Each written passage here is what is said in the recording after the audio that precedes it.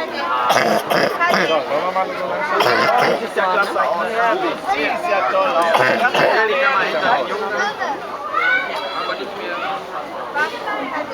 Ein Freund von mir möchte gleich auch genau das gleiche auch in rosa. Lässt sich alles machen.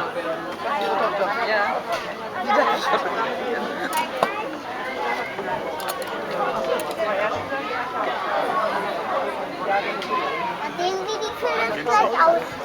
Ne? So wie die Justine.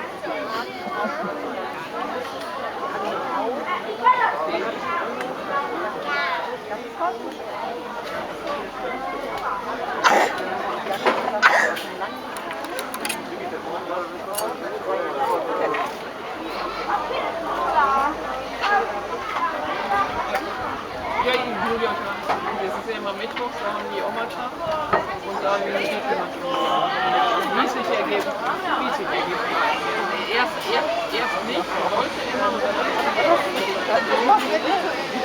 dann jetzt war es also, ja, nicht so, aber schon nicht. Ja. Die hat ja eine Handtasche, dann passt das.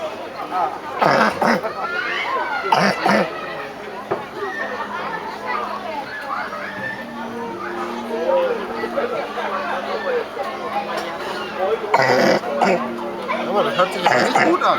Ja, ja, war einer Ich habe auch Husten. Ich habe Fieber und Ich schiebe auf den Kranken und gehöre ins Bett. Ich meine, ich habe auch eine offene TBC, aber ich brauche das Geld, warum bist du hier?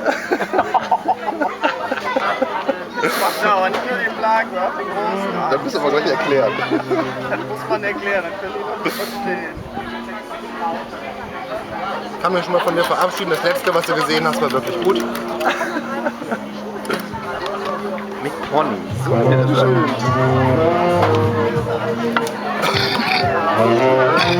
Und Sophie?